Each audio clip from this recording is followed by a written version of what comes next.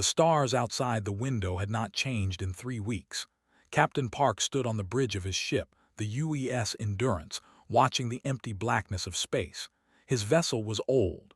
The assembly had given humans the worst ships, the oldest equipment, and the most boring patrol routes. This was their place in the galaxy, at the bottom. Humanity had joined the Galactic Assembly 60 years ago. In that time they had learned one painful truth. The galaxy did not respect them. To the other species, humans were small, weak. Their bodies had no claws, no armor, no venom. They lived short lives and died easily. The assembly called them a prey species, something to be protected perhaps, but never trusted with anything important. Had accepted this reality long ago. He did his job. He patrolled the empty sectors no one else wanted. He filed his reports. He kept his crew safe. That was enough. Lieutenant sat at the communications station. She was young, brilliant, and completely ignored by everyone outside this ship. The assembly had rejected her transfer requests 4 times. A human communications officer was not needed anywhere important, they said. So she stayed on the Endurance, listening to static and silence. But today, something was different. Sat up straight in her chair. Her fingers moved across her console. She checked the readings once, twice, 3 times.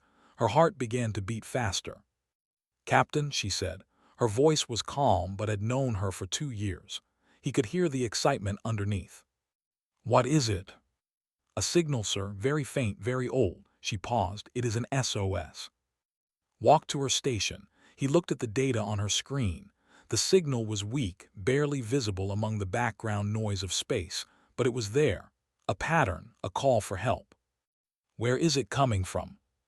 His face became serious. "Sector 7 Omega, sir, the dead zone." The bridge went quiet. Everyone knew about the dead zone. It was a region of space where ships did not return. 800 years ago, the species had vanished there. No one knew why. The assembly had forbidden all travel to that sector. It was considered cursed. Ensign, the young helmsman, turned in his seat. He was only 22 years old, fresh from the academy. This was his first deep space assignment. "Captain, that area is restricted. The assembly will never approve an investigation." "The ensign is correct," said, "but we should still report this." "Lieutenant, send the signal data to Assembly Command. Request permission to investigate." Nodded and began transmitting. The crew waited. They knew the answer would come quickly. The assembly was efficient, if nothing else. 20 minutes later, the response arrived. Read it aloud, her voice flat. "Request: human vessels lack sufficient capability for hazardous sector exploration. Signal is likely echo distortion or equipment malfunction. Recommend standard patrol continuation. Message ends." Shook his head. They did not even consider it. "They never do," said a voice from the back of the bridge. Chief Engineer Gong stood in the doorway, wiping grease from his hands. He was 50 years old, with gray hair and tired eyes. He had served on human ships for 30 years. To them, we are children playing with toys. Stared at the dead zone was 3 days away at maximum speed. If they went, they would be alone. No backup, no support. If something went wrong, no one would come for them. But someone had sent that signal. Someone had called for help, maybe years ago, maybe centuries ago, but they had called. "Lieutenant," said slowly, "what language is that signal in?" Checked her analysis. "Old, sir, the original dialect before their disappearance." So someone from that species might still be alive out there, trapped, waiting. "It is possible, sir, but the signal could also be automated, a beacon left behind." Nodded. He thought about his orders. He thought about the assembly's dismissal. He thought about what his superiors would say if he disobeyed. Then he thought about the signal, that small voice in the darkness, calling out across 800 years of silence. He turned to face his crew. There were only 47 people on the Endurance, 47 humans, alone at the edge of known space. "I'm going to ask you something," he said, "and I want honest answers, no pressure, no judgment." He paused. "Someone sent a distress call from that sector. The assembly says we should ignore it. They say we are not capable. They say it is not our concern." His voice grew stronger. "But I believe that when someone calls for help, you answer. That is who we are. That is who humans have always been. He looked at each of them in turn. If we go, we will be violating direct orders. Our careers will be over, and we might not come back, so I am asking you, do we go, or do we turn away? The silence lasted 5 seconds, then spoke. I joined the fleet to help people, sir, not to follow safe routes. Nodded, the signal is real, someone needs us. Laughed, a rough sound. I have been waiting 30 years for a real mission. I am not stopping now. One by one, the crew responded. Every single one of them said yes. Felt something warm in his chest, pride perhaps, or hope. Then it is decided, he said. Ensign, set course for Sector 7 Omega, maximum speed. His hands moved across his console. Course set, Captain. Take us in. The Endurance turned toward the darkness. Behind them, the safe patrol routes faded away. Ahead, there was only the unknown. As they crossed into forbidden space, the navigation systems began to flicker. One by one, the stars on their maps disappeared. Soon, they were flying blind. But they did not turn back. Someone had called for help, and humans always answered. The dead zone earned its name. For 3 days, the Endurance traveled through complete darkness. No stars, no signals, no signs of life. The ship's sensors showed nothing but empty space, yet everyone felt watched. Something was out there just beyond the edge of sight. Dr. Shin walked through the corridors, checking on the crew. She was the ship's doctor, a small woman with kind eyes and steady hands. She had treated injuries, diseases, and broken bones, but she had never treated fear like this. The crew was scared. They smiled and joked, but she could see the tension in their shoulders, hear the worry in their voices. On the 4th day, they found it. The station appeared on their sensors without warning. One moment, there was nothing. The next, a massive structure floated before them. It was ancient. The metal was dark and pitted with age. Strange symbols covered its surface, letters from a language dead for 8 centuries. Construction confirmed. This matches historical records, but Captain, the station is enormous. It could hold thousands of people. Life signs asked. Checked her readings twice. Yes, sir, faint but present, multiple species, I count at least 200 distinct signatures. The bridge crew looked at each other. 200 survivors, in a place the galaxy had abandoned 800 years ago. We are going in, said. Prepare a boarding team.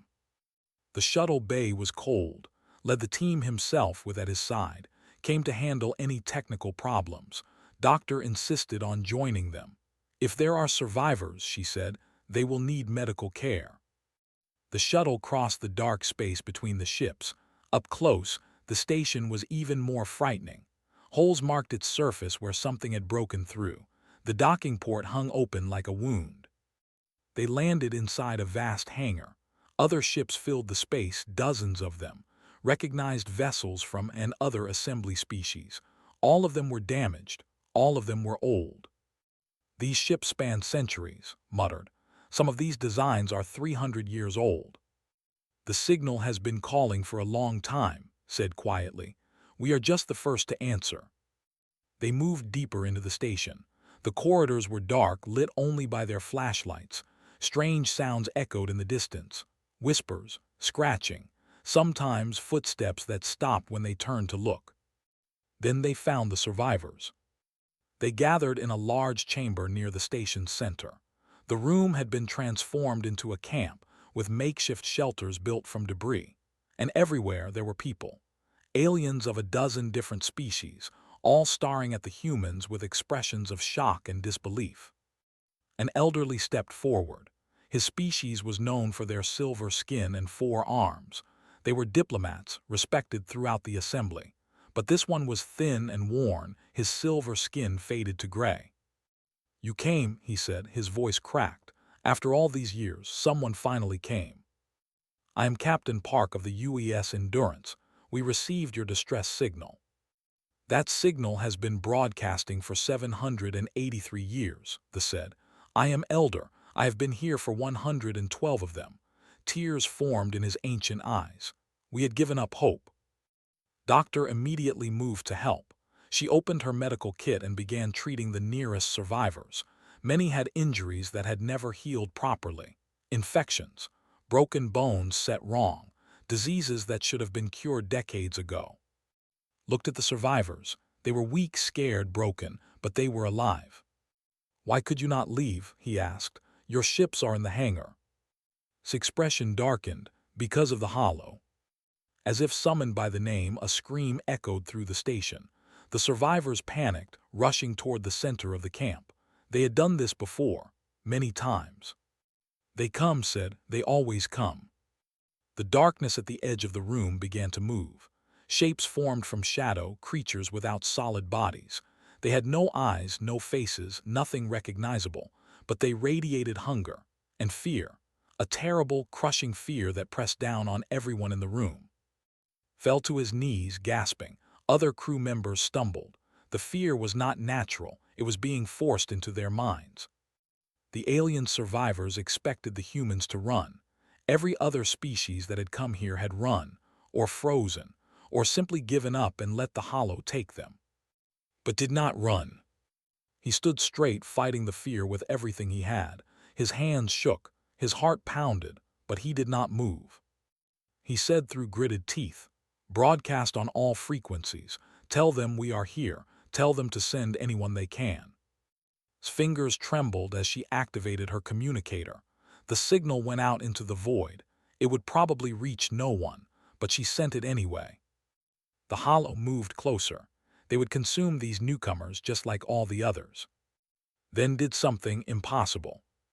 The young ensign, barely 22 years old, climbed back to his feet. He looked at the shuttle behind them. He looked at the hollow, and he ran. Not away toward the shuttle. "No," shouted, but was already inside. The shuttle's engines roared to life, and then, with a scream of metal and fire, he flew directly into the mass of hollow. The explosion filled the chamber with light. The hollow scattered, shrieking in sounds that hurt to hear. For a moment they were gone. Shuttle crashed into the far wall. Smoke poured from the wreckage. Ran to him, the others followed. They pulled the young ensign from the destroyed shuttle. He was burned, broken, barely breathing, but alive. Doctor was there immediately, treating his wounds. "He will live," she said, but that was insane, absolutely insane. Stared at the humans. His mouth hung open. He attacked them. He threw himself at them for us, for strangers. Held his injured crewmen. "That is what humans do," he said simply. "We do not leave people behind." The hollow had retreated, but they would return. They always returned. And now they knew something new lived in their prison, something small and weak and fragile, something that fought back. 3 weeks passed inside the station. The hollow attacked every few days, but now the survivors fought back. The humans had changed something. They had given the others hope. Captain walked through the camp every morning. He learned names. He learned stories. He listened to beings who had not been truly heard in decades. A warrior named followed him with suspicious eyes. They were large, powerful, covered in natural armor. They were warriors, proud and strong, but was broken. His entire squad had died in this place, taken by the hollow one by one. He had survived only because he had hidden. The shame of it haunted him. "Why do you care?" asked one day. "We are not your people, we are not even your species. Why do you risk your lives for us?" Thought about the question. It was strange that he had to think about it at all. The answer seemed so obvious. "Because you needed help," he said. "That is enough." Shook his head. "That is not how the galaxy works. Species help their own. Alliances are built on advantage. No one does anything without expecting something in return. Humans do." "Why?" Smiled. "I do not know. We have always been this way. When there is a fire, we run toward it. When someone falls, we help them up. When someone calls for help, we answer. It is not logical. It is just who we are." Stared at him for a long moment. Then he walked away without another word. In the medical bay, Doctor worked without rest. She had treated hundreds of patients now. Infections cleared. Wounds healed. Diseases cured with medicine from the Endurance. The survivors looked at her like she was performing miracles, but she was just doing her job. "You are going to exhaust yourself," said, bringing her food one evening. The old engineer had been just as busy. He had repaired water systems, fixed heating units, and restored power to sections of the station that had been dark for centuries. "I will rest when everyone is healthy," replied. "That could take years." "Then I will be tired for years." Laughed, "You sound like the captain." "I learned from him." Elder watched all of this with wonder. He had lived in this prison for over a century. He had seen species arrive with weapons and technology far beyond what the humans possessed. He had watched them fall, one by one, to despair and the hollow. But the humans did not fall. They did not have the strongest weapons. Their ship was old and weak. Their bodies were fragile, yet they kept working, they kept helping, they kept hopping. One night, asked to walk with him, they went to a viewing window that looked out into the endless darkness.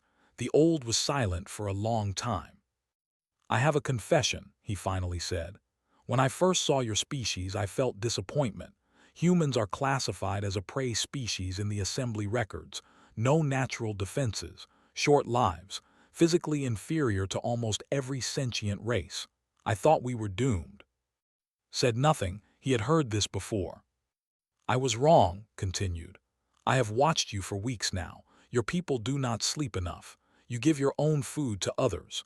Your ensign nearly died protecting people he had never met. I have never seen anything like this." "We are not special," said. "This is just how humans are." "That is exactly what makes you special." Turned to face him. "The assembly classifies species by their physical traits, predator or prey, strong or weak, but they missed something. They looked at your bodies and saw weakness. They should have looked at your spirits." He paused, gathering his thoughts. "Do you know what a persistence predator is?" Nodded. "On our world, our ancestors hunted by following prey until it collapsed from exhaustion.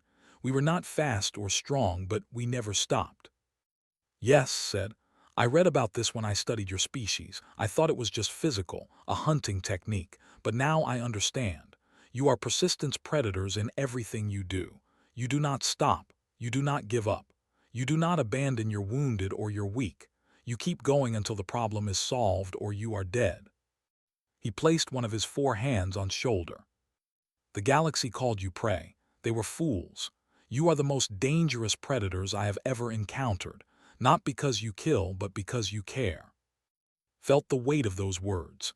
He thought about his crew, about still recovering but asking every day when he could help again, about who had learned the survivors' languages so she could speak with them directly, about who had not slept more than 4 hours a night since they arrived, about who treated every patient like they were family. "There is something I have not told you," said, "about the Hollow, about what they really are." "Tell me." "They are the—" Stared at him. "What?" 800 years ago, they conducted an experiment. They wanted to achieve immortality by uploading their minds into pure energy. It worked in a way. They became beings of thought and emotion, free from physical form. His voice grew sad. But they did not anticipate the isolation. Without bodies, without senses, they could not feel anything. Centuries of emptiness drove them mad. They became the Hollow. They are the ones who called for help, realized. The signal was not from survivors, it was from them. Both, actually. The survivors have been maintaining the signal, but the Hollow were the ones who started it long ago. A last desperate cry before they lost themselves completely. Looked out at the darkness. Somewhere out there, ancient beings wandered in madness, having lost everything that made them who they were. "Can they be saved?" he asked. Blinked to what? "The Hollow, that can we help them?" The old stared at him. You cannot be serious. They have killed hundreds of us. They are monsters." "They are victims," said. "They did not choose this. They have been suffering for 800 years. Someone should try to help them." Was silent for a long time. Then he laughed, a sound mixed with disbelief and something like hope. "Humans," he said, "you are absolutely impossible." "We hear that a lot," replied. "It has never stopped us before." The plan was insane. Everyone agreed on that, but the humans were going to try anyway. Lieutenant had spent 3 weeks studying the Hollow.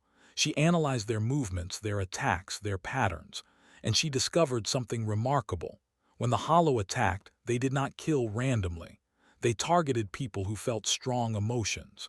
Fear, especially, but also anger, grief, and despair. They are starving, she explained to the gathered survivors.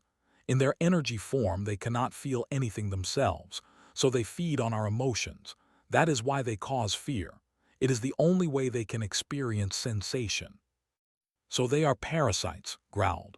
The warrior had started attending their meetings, though he still kept his distance. They are desperate, corrected. Imagine being unable to see, hear, taste, or touch for 800 years. Imagine being completely alone with nothing but your own thoughts. They did not become monsters because they were evil. They became monsters because they were suffering. Stepped forward. His face was serious. I think I can build something. A device that broadcasts emotions directly like a signal. If the Hollow feed on feelings, we can give them what they need without hurting anyone. What kind of emotions? Asked. Good ones: hope, happiness, connection. The feelings they lost when they abandoned their bodies. Paused. But there is a problem. To generate a signal strong enough to reach all of them, I need a massive power source. The only thing we have is the Endurance's main reactor. The room went quiet. Everyone understood what that meant. The Endurance was their only way home. Without its reactor, they would all be trapped here forever. There is another problem, continued. The signal needs to be calibrated constantly. Someone has to stay at the broadcast point and adjust the frequency as the Hollow respond.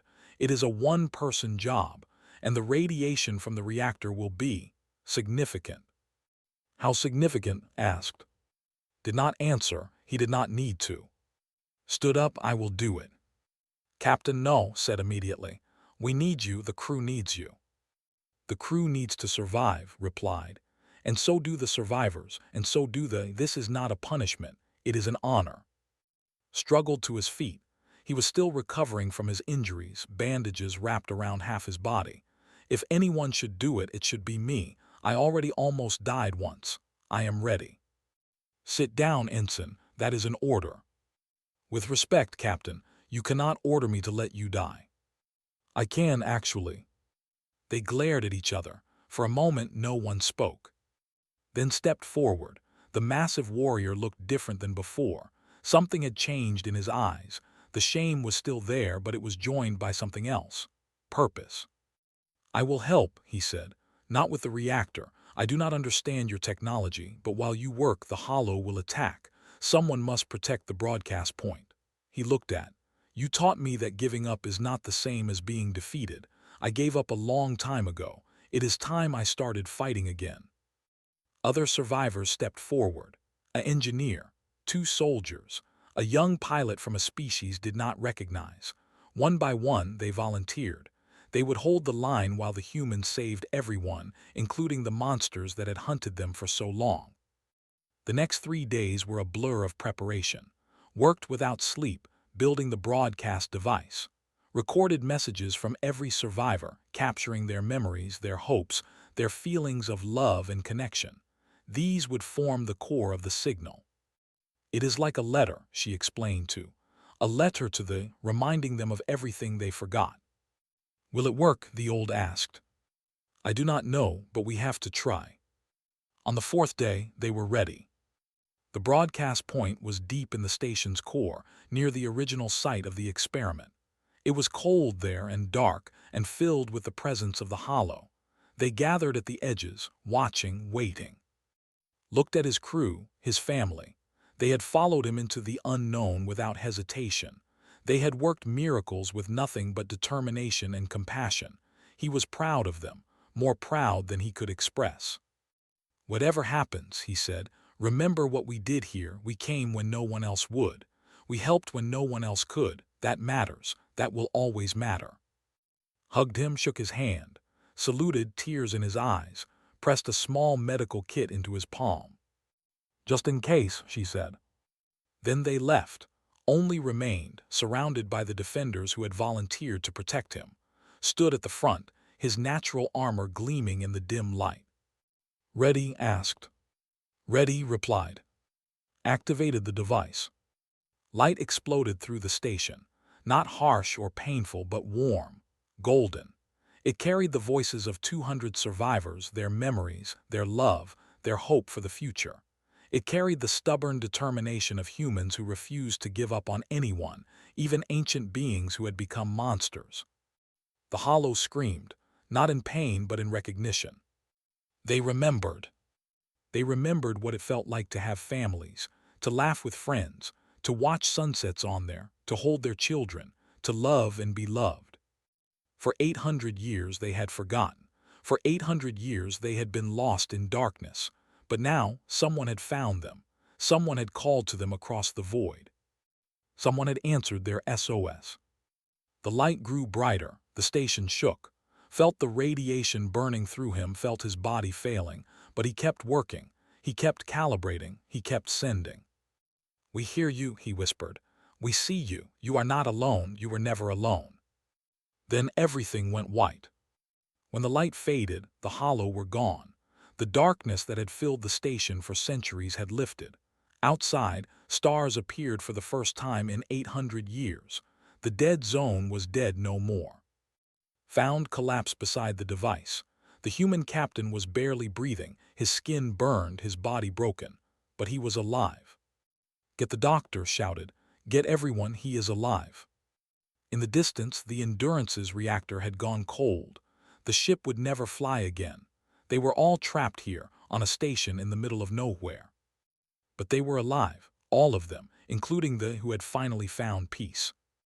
And in the void, something ancient and grateful began to move. 3 months later, the Galactic Assembly received visitors. The Grand Chamber was the largest structure in known space. Representatives from 1,000 species gathered there to debate, argue, and shape the future of civilization. Today, every seat was filled. Word had spread of what happened in the dead zone. Everyone wanted to hear the truth. Lieutenant walked to the central platform. She was no longer just a communications officer on a forgotten ship.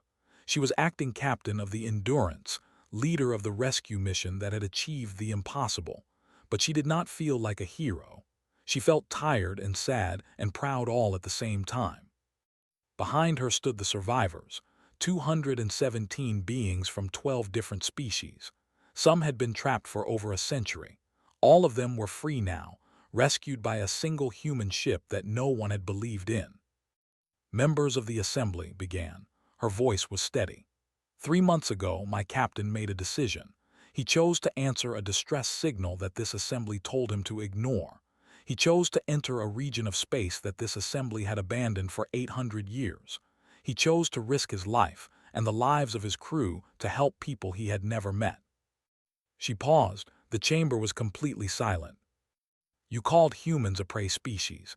You said we were too weak, too fragile, too limited to handle dangerous missions. You gave us the worst ships and the most boring patrols. You expected nothing from us." Her voice grew stronger. "And yet, when someone called for help, we were the only ones who answered." The assembly's central screen flickered to life. A recording began to play. It was Captain's final transmission, recorded moments before the reactor pulse. "To whoever finds this message," his voice said, "my name is Park, captain of the UES Endurance. We came to this place because someone called for help. That is what humans do. We answer. We do not ask if it is convenient. We do not ask if it is safe. We do not ask if the people calling are worthy of our help. We just go." His voice cracked slightly. "I do not know if I will survive what comes next. I hope I will. But if I do not, I want the galaxy to know something. We are not weak. We are not prey. We are human. And we never ever leave anyone behind." The recording ended. The silence stretched on. Elder rose from his seat. The old had recovered much of his strength. His silver skin shone again, and his 4 arms moved with grace. When he spoke, his voice carried across the entire chamber. "I have lived for 342 years. I have served the assembly as diplomat, ambassador, and advisor. I have met thousands of species, seen countless acts of courage and cowardice. But I have never witnessed anything like what I saw in that station." He pointed at the human delegation. "These beings have no claws, no armor, no venom or fangs. They live for less than a century and die from injuries that most species would survive. By every measure we use, they should be insignificant. He paused, letting the words sink in. But they are not. When the Hollow attacked, they did not run. When there was injured, they did not abandon him. When they learned that the monsters hunting us were suffering, they did not seek revenge. They tried to save them. They succeeded. His voice rose. The assembly has made a mistake. We looked at humans and saw their weakness. We should have seen their strength. They are not prey. They are guardians. They are protectors. They are the ones who answer when everyone else looks away. A murmur ran through the chamber. Representatives whispered to each other. Some looked angry. Others looked thoughtful. Many looked ashamed. Then a vote was called.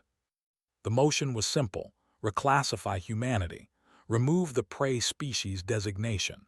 Grant them full recognition as equals in the assembly. It passed unanimously. Stood at the platform, stunned. After 60 years of dismissal and disrespect, humanity had finally been seen. Not because they had proven themselves in battle or demonstrated superior technology, but because they had shown something the galaxy had forgotten. Compassion without conditions, courage without reward, help without expectation. But the day was not over. Near Earth's solar system, sensors detected an anomaly. A small shuttle emerged from subspace, traveling at speeds that should have been impossible for such a craft. It was not using any known propulsion system. Something else was carrying it. The shuttle landed at Earth's primary spaceport. Emergency crews rushed to meet it, expecting survivors from some unknown disaster. The hatch opened, and Captain Park stepped out. He was thin, weak, and covered in healing scars, but he was alive. Against all odds, against all reason, he had survived. The medical teams rushed forward, but held up a hand. "Wait," he said. His voice was rough, barely above a whisper. "I have passengers." Behind him, shapes emerged from the shuttle. They were made of light, soft and golden, barely visible in the bright sun. But they were there. The beings who had been lost for 800 years, now restored to sanity by a single act of impossible kindness. "They carried me home," said. "They wanted to say thank you." They did not speak with words. They communicated in feelings, in memories, in pure emotion. And what they sent to everyone watching was simple: gratitude, overwhelming, infinite gratitude. For 8 centuries they had screamed into the void. No one had listened. No one had cared. The galaxy had abandoned them to madness and suffering. Then the humans came. The news spread across civilization within hours. The prey species, the weak ones, the insignificant beings from a small planet in an unremarkable system. They had done what no one else could. They had answered a call that had been crying out for 800 years. On 100 worlds, people looked at humans differently. They remembered how they had dismissed them, ignored them, patronized them, and they felt something that might have been shame. In the medical bay of Earth's capital city, Dr. Shin treated her captain's wounds and stood nearby, refusing to leave. Had transmitted the assembly's decision, and they were still trying to process it. "Guardian species," said, shaking his head. "They actually called us guardians." "We just did what was right," replied. His voice was tired, but his eyes were bright. "That is all we ever do." "It is more than most manage," said quietly. "That is what makes it special." Outside the window, the sun set over Earth. In orbit above, ships from a dozen species had gathered. They had come to see the humans, to meet them, to understand them. The galaxy had finally noticed the small, fragile, impossibly stubborn creatures from the third planet of an ordinary star. And what they saw amazed them. Because humans did not win through strength or technology or superior numbers. They won through something simpler and more powerful. They won by caring. They won by refusing to give up. They won by answering every call for help, no matter how hopeless it seemed. That was humanity's gift to the galaxy, and it would change everything. In the darkness between stars, other signals waited. Other calls for help, ignored for centuries. Other victims, abandoned by civilizations that had decided they were not worth saving. But now humanity knew about them, and humans always answered. Always.